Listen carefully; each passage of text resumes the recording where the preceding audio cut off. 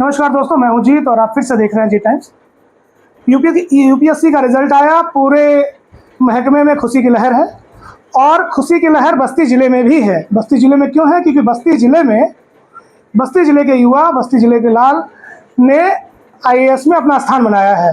हमारे बीच हैं उत्कर्ष श्रीवास्तव, इनके परिवार से जोड़ेंगे और इनके संघर्ष की कहानी से भी आप सभी को रूबरू कराएंगे। नमस्कार सर, स्वागत हमारे चैनल पे। पहले तो ढेर सारी शुभकामनाएं और बधाई आपको। Thank you so much. Utkarsh ji, पहला प्रश्न आपसे ये है कि छात्र जीवन से लेके आईएएस तक का सफर आपने तय किया, क्या मुश्किलें दिखी आपको और आज की क्या स्थिति है? देखिए, अगर मुश्किलों की बात की जाए तो मेरा जर्नी 5 से 6 साल तक का रहा।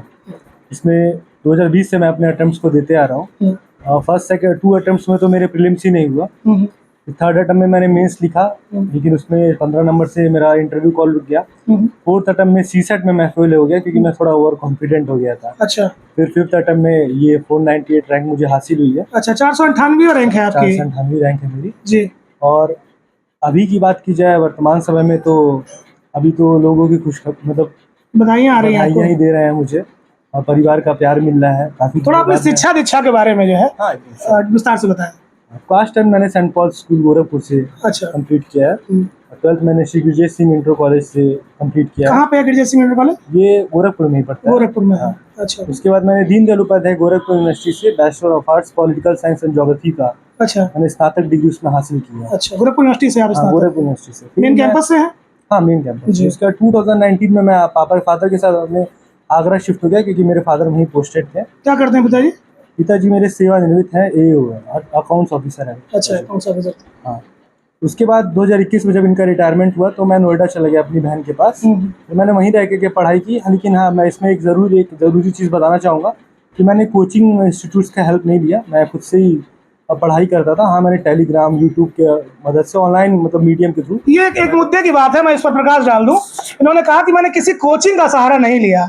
जो युवा, और ऐसे युवा मैं खासतौर से कहना चाहूँगा जिन्हें ये लगता है कि किसी भी एग्ज़ाम को निकालने के लिए कोचिंग का होना बहुत ज़रूरी है, उनके लिए एक बहुत मैं कहूँ तो एक आधारभूत इन्होंने संरचना खड़ी कर दी है कि बिना कोचिंग के आईएएस सेलेक्ट हुए। हालांकि इन्होंने जिस भी सोशल साइट्स का सहारा लिया उस पर भी प्रकाश डाल रहे हैं। मेरा अगला प्रश्न आपसे ये था कि कितने भाई बहन हैं आप लोग? मेरी 3 बहनें हैं, मैं उनका अकेला भाई हूँ, मैं सबसे छोटा भाई हूँ। सबसे छोटे भाई हैं। आपको लगा था कि आईएएस, जब आपने फर्स्ट टाइम दिया था, आपको लगा था कि आप एक दिन जो है आईएएस बन जाएंगे? देखिए, फर्स्ट अटेम्प्ट में अगर टू बी ऑनेस्ट मेरे अंदर बहुत ही मतलब उत्साह बहुत ज़्यादा था। फर्स्ट अटेम्प्ट में लगा कि फर्स्ट अटेम्प्ट में ही सब कर लूँगा। अच्छा। लेकिन जब फेल हुआ तो रियलिटी समझ में आई कि एग्ज़ाम इतना भी आसान नहीं है। थोड़ा सा इसकी एक अलग स्ट्रैटेजी होनी चाहिए। फिर धीमे धीमे और भी फेलियर्स देखे। फिर लगा कि एक बार तो लगा होप खत्म हो गया जब 2023 में मेंस के बाद भी मैं सीसेट में फेल हो गया। लेकिन किसी तरीके से साहस जुटाया, फिर 2024 का अटेम्प्ट दिया। मतलब असफलताएं भी आपको मिली? बहुत ज़्यादा। यूपी पीसीएस में मैं लगातार, यूपी पीसीएस की बात बता रहा हूँ, 6 बार मैं प्रीलिम्स में फेल हुआ लगातार। 6 बार प्रीलिम्स में फेल होने के बाद भी आप लगातार कंटिन्यू रहे? फिर एसएससी के एग्जाम्स में मैं फेल होते गया। इनफैक्ट 2018 में मैंने कांस्टेबल तक का भी एग्जाम दिया था। लेकिन हाँ, उस वक्त ऐसी पढ़ाई थी नहीं मेरी। आपने कांस्टेबल की भी परीक्षा दी है? मजे की बात देखिए कि जो आज आईएएस है उन्होंने कांस्टेबल तक की परीक्षा दी है। जी। तो कांस्टेबल की, फिर जेल वार्डन में भी उसमें मेरा रिटर्न हो गया क्योंकि इसमें मैं फिजिकल रेस होता है, जैसे फिजिकल एक्टिविटी आपके चेक कराने के लिए, उसमें मैं 7 सेकंड से हार गया। अच्छा। और मुझे लगता है उसी रेस को हारने के बाद मुझे प्रेरणा मिली क्योंकि उस रेस में जैसे जब दौरा किया, वहाँ के जो हमारे कप्तान साहब थे उन्होंने वो देखने आए कि सही से जो भी एक्टिविटी हो कंप्लीट हो रही है कि नहीं। तो फिर वहाँ से मुझे मोटिवेशन मिली कि क्या मैं सही दिशा में जा रहा हूँ, जो मुझे करना था वो तो यहाँ पे खड़े हैं इंस्पिरेशन मेरे। फिर वहाँ से मैं निकल पड़ा। फिर मैंने रिजल्ट भी नहीं पूछा, मैं हारा कि बाद में मुझे पता चला कि 7 सेकंड से मैं फेल हुआ था। अच्छा। फिर मैंने ऐसा चीज छोटे एग्जाम्स को दिया ही नहीं। अपने पिताजी से मैं झूठ भी बोल देता था, कहते थे एसएससी वगैरह के लिए अगर ये, क्योंकि किसी भी माँ बाप को भविष्य का डर तो सताता ही है, किसी भी बच्चे के लिए। इनका डर भी जायज़ था। लेकिन फिर मैंने इनको झूठ बोल देता था, जैसे एसएससी के एग्जाम्स को, हाँ पापा मैं देने गया था, ये मैं नहीं देने जाता। फिर मुझे एक बार को यकीन हो ही गया कि एग्ज़ाम, जब मैंने एनालिसिस किया कि हाँ मेरा एग्ज़ाम अच्छा गया है, इंटरव्यू भी ढंग का गया था। फिर बच्चे परिवार का ताना सहते हैं कई बार। सामने पिताजी बैठे हैं, परिवार का काफ़ी बोझ उनके ऊपर रहता है जब वो तैयारी करते रहते हैं। तो आपके ऊपर भी प्रेशर था परिवार का? क्योंकि आपने बताया पिताजी सेवानिवृत्त हो चुके थे। इस मामले में मैं बहुत खुशनसीब हूँ कि मुझे कभी ऐसे ताने ना सुनने को मिले हो। क्या बात है। मेरी बहनें हैं, बहुत मेरा सपोर्ट करती थी जी। इनफैक्ट मैं इतनी बार फेल होने के बाद भी किसी ने मुझे ये नहीं कहा कि तुमसे नहीं होगा, आज तक नेगेटिव। और परसेप्शन इंसान का पता भी चल जाता है, अगर आप बातचीत करते हो तो कौन किस लहजे में बात कर रहा है आपको समझ में भी आ जाएगा। रिश्तेदारों के कभी ताने मिले हो? नहीं, कभी नहीं। मेरे रिश्तेदार अगर यहाँ खड़े हो तो बुरा ना मानेंगे कोई भी लोग। कई बार ऐसा होता है अपेक्षाएं बहुत ज्यादा जुड़ी होती है छात्रों से, ऐसे में मैं आपसे बताना चाहूंगा और आपसे पूछना भी चाहूंगा। देख, आज बहुत आम हो गया है, हमने भी कई बार कवरेज की है, लिखा है अखबारों में कि हाई स्कूल की परीक्षा में बच्चा जो है विफल हो गया तो उसने फांसी लगा ली, उसने जहर खा लिया। ऐसी स्थिति आपके साथ बनी जब लगातार फेल हो रहे थे, तो कहीं ऐसा हुआ कि नहीं हमसे नहीं हो पाएगा और बड़ा मुश्किल है? देखिए, इसका मैं एक शुरुआत एक कहानी से करूंगा कि 10th में मेरे 62% थे, 12th में मेरा 74.5% था और ग्रेजुएशन में बस मेरा 49% था। उसके बाद भी आप सोच लीजिए कि कैसी मुझे एवरेज स्टूडेंट आप रहे उस समय। मेरे घर वालों ने कैसी प्रेरणा दी मुझे। और आप कभी ये सब तो जैसे आप बताया कि आपने जिससे बात की, कभी ऐसा मेरे साथ तो कभी ऐसा केस नहीं हुआ। Like there is a hook in me, मेरे साथ ऐसा कभी कुछ हुआ ही नहीं कि मुझे था कि अभी सोच लिया तो मैं उसे करके ही रहूंगा।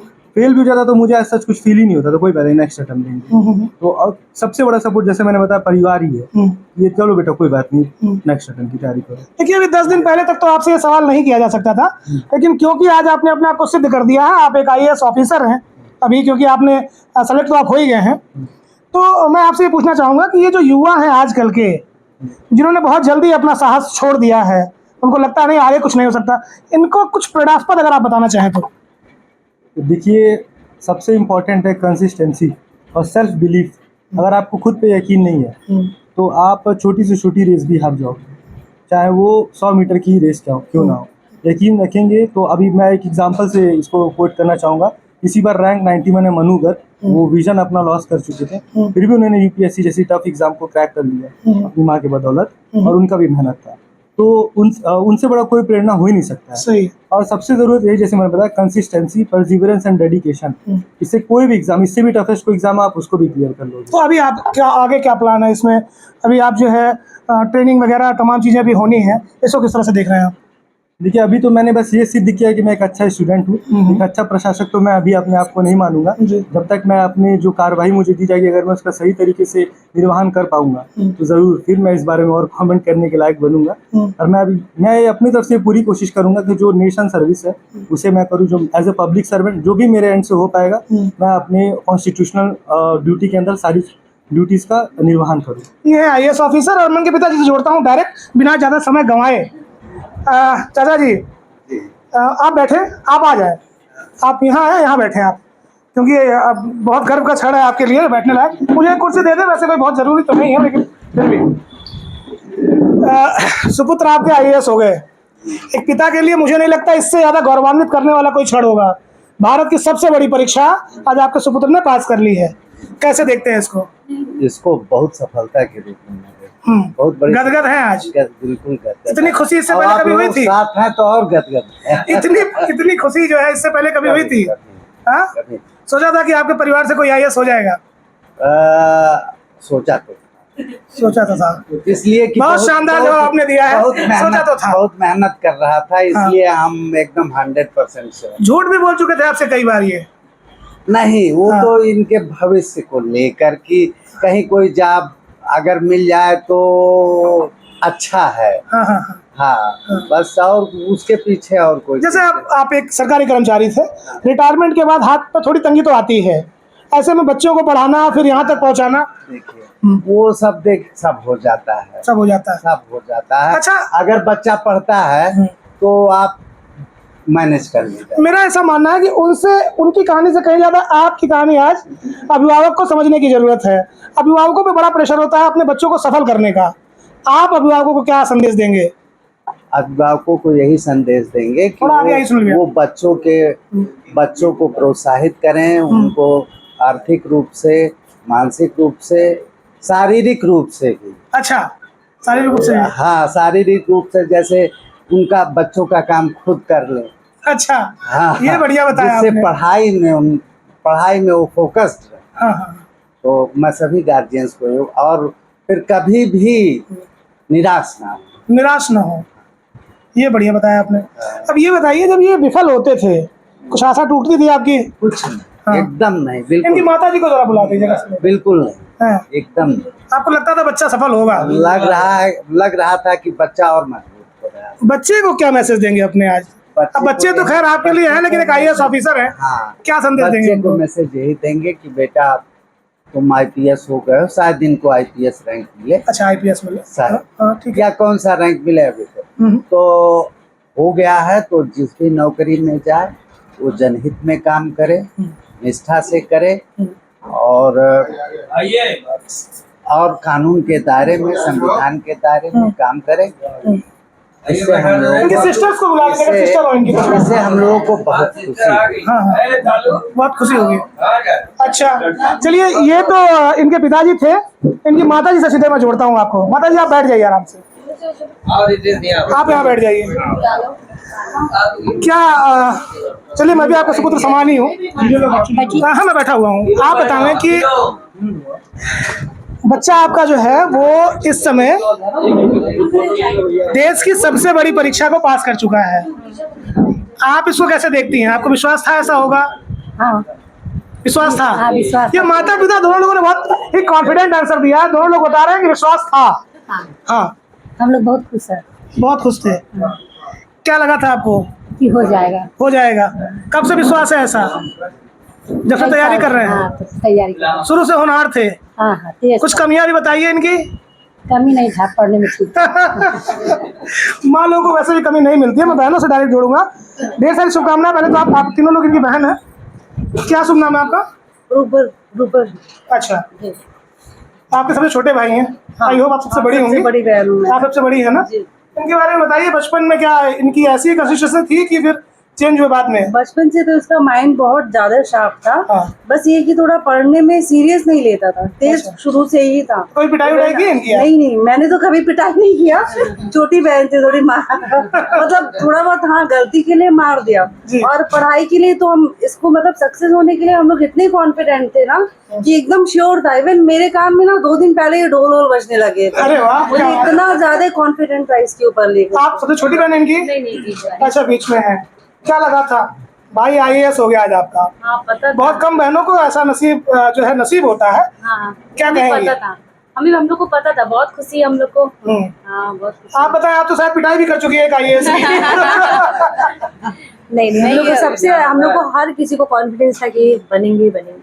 अच्छा, जिस लेवल की पढ़ाई थी पूरे उनकी। अगर आपको परिवार में सबसे ज्यादा, थोड़ा सा कॉम्प्लिकेटेड क्वेश्चन है, परिवार में सबसे ज्यादा श्रेय देना हो इनकी सफलता का, किसको देंगे? सबसे ज्यादा देंगे इनकी बड़ी बहन को तो देंगे, क्योंकि ये इन्होंने सबसे ज्यादा पूजा पाठ किया इनके लिए। क्या बात है।